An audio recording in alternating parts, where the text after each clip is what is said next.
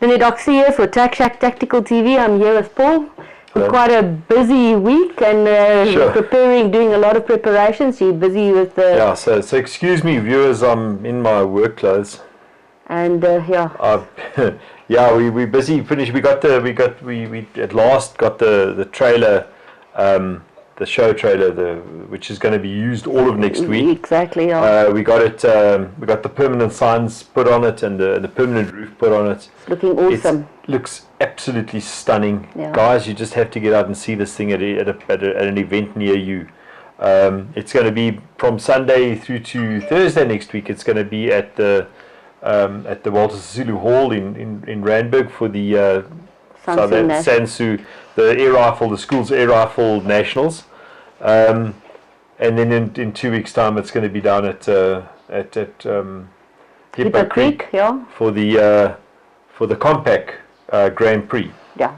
So it's going to have a lot of work in the next couple of weeks. So we decided that, you know, and rain is threatening. We had shade net roof on it and shade net sides, and we thought they say that it's going to be a very wet summer. It's been as dry as a bone so far. If it starts raining, we don't want to be trying to pack up in something covered in and then protect all of the gear in something covered in shade net. Yeah. So we've now, you know, we'd already paid for most of the work earlier this year. So we actually took it to MTech signs in Stratham Park. If you're looking for someone to do your sign work, big signs, large format printing, 2 meters by 8 meters long, MTech signs in Stratham Park, they're the guys to go to. Speak to Glenn. Guys. And he's not paying us for this, eh? Well, I want a discount now. Absolutely. Tell me, we haven't heard anything back from the mediation. Somebody has asked about that, but we haven't heard back from that. Am I correct? No, we haven't, and it's a little bit frustrating because we went so well in the beginning. I mean, for a week we had the police's ear. They changed the 526 form on request. They changed print settings. They did everything for us as we asked it. They changed the form. They put the application number, the license number on the forms. It was all wonderful. We thought, gee, we're really working well here.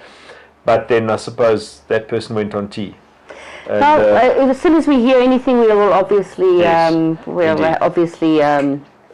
and look, Lynette, which is licking my knee. It drives me nuts. Any case, tomorrow we have a large group of ladies joining us for an introduction to handguns. First one that we've done in the outside at JNPD range or Cecil Payne, so that's going to be very nice. I'm then also going to talk at a ladies event after that at about 1 o'clock which is at, now I'm getting licked, which is Pirate Sports Club. Excellent. And then Sunday we're starting with the SANSSU thing that's happening the whole week. So this weekend we're at Chock-a-Block, guys. We're running flat out. The staff are running flat out. SANSSU is happening from 8 o'clock in the morning until 8 o'clock in the evening, so it's going to be a very, very long week for us. So these are people, the SANSSU, the school's air rifle guys, and the Compact Grand Prix. These are people that have come to us because of this new media that we've been playing around with, the experience we've got in live streaming, etc., and they've asked us to live stream their events. Which gives GOSA a tremendous footprint. Especially for this nationals, because it's all of the other provinces that's basically going to watch it. Am I right? There's 1,000 kids going to be competing? No, 440 kids. But they've got like the evening event. There's 1,010 people, so they can't take squeeze another mouse. And the nice thing about that is, and the reason they've asked us to live stream it, viewers, is that all the parents in the other provinces, etc., that can't get through to the Walter Sisulu Sports Complex are going to be wanting to watch their kids shooting and the event itself, and all of their mates back in the school kids, their mates back in the other provinces. All of these guys get to watch this. It gives us a magnificent platform. Yeah, and that's where the trailer also comes in. It's got big GOSA signs. It's all about pushing the message of gun rights out into communities that we actually have struggled to reach before. Yeah. You know, getting into the schools is huge, and it's something that we've been trying to do since 2015. Yeah. It's and that relates now to one of the other points we're going to be talking about, which we're very proud of. Very proud of Lynette for organising. It's the Gun Buddies programs. We've shall we first speak about the Scrappy song? Yes. Nearly ready. What you've been hearing at the end of this program was not the real one. It was just us advertising to get somebody to actually sing it, and we've now got Addie that apparently has got a fantastic voice. Well, apparently, I mean, it's confirmed by numerous sound engineers. Exactly. So they've never heard anything quite as good as this from a 9-year-old. Yeah. So the song is awesome. It's been mixed, finally mixed in the UK at one of the big mixing studio there. So Jasper Communications has done some very basic animation. So we'll have that done, and then so we got more than 1.5 minutes of animated song, which is absolutely wonderful. We wanted to release it today. Just to put all your minds at rest, it hasn't cost GOSA a cent, not 1 cent. This is all donations and volunteerism. People happily volunteering their time and their expertise to bring this about. It's absolutely wonderful to see. Apparently the mixing guy in the UK has got a daughter walking through the house singing the Scrappy song, which is absolutely fantastic. He says she'll probably get expelled from school for that. That's so you walk around at school singing about we're gun buddies. And we're okay. And you'd find yourself in trouble. So I've also we've spoken to Gareth this week, and because October is so busy, we're not going to do it in October, but as you know, the new, sorry to interrupt Lynette, but as you know, the new the Irene branch of the opening on the 7th, the Gareth Donation Empire is opening on the 7th of October, and that's going to be massive. It's the shooting range. They have 2 shooting ranges there, as with at Waterfall and at Pretoria Arms. But the shooting range at Irene is 200 meters. The rifle range is 200 meters long of indoor shooting range. 200 meters, guys. So it seems like it's going to be a fantastic shop. We haven't seen it yet. We're looking forward next weekend to go out and have a look at it. But yeah, there we go. And they basically, for I think the first 2 Saturdays in November, we'll have an introduction. We'll run some gun buddy programs on both Saturdays. One at Waterfall Arms and one at Irene. The exact program we will only be able to. We still have to just organise exactly what we're going to do. Okay, we'll let you know next week exactly what's going on. Yeah. Same time, same place. We'll have the trailer out there. Come and have a look at our monstrosity of a trailer. And hopefully Addie will come and actually sing the Scrappy song there as well. Yes. Live. So that's what I'm planning. Is one of the things that I'm planning. Hopefully SANSSU will be able to bring some of their kids to show other kids how to shoot the air rifles and stuff. That's something else that I'm planning there. And then also we've got agreement from Lion Mountain Media, that's correct. To actually do live recording and stuff like that for us, video recording at the Cradle of Humankind for the Scrappy song as well. So we'll have animation and we will have a video. Proper video. We'll have. I think what we'll try and do is we'll probably try and slot video shots into the animation, just to make it a multimedia type presentation. We'll take Scrappy. We just have to get the brakes to work, because Scrappy goes, but the brakes doesn't work. Scrappy goes like hell, but doesn't stop for very well, and it's not so light. So we'll probably tow it out there on an A-frame, because then what we'll do is we'll use Scrappy with the kids all over it, and we'll tow it with an A-frame, because the kids aren't allowed to drive. And anyway, Addison will sit on the bonnet or something. And then tow it through the game reserve at Cradle of Humankind.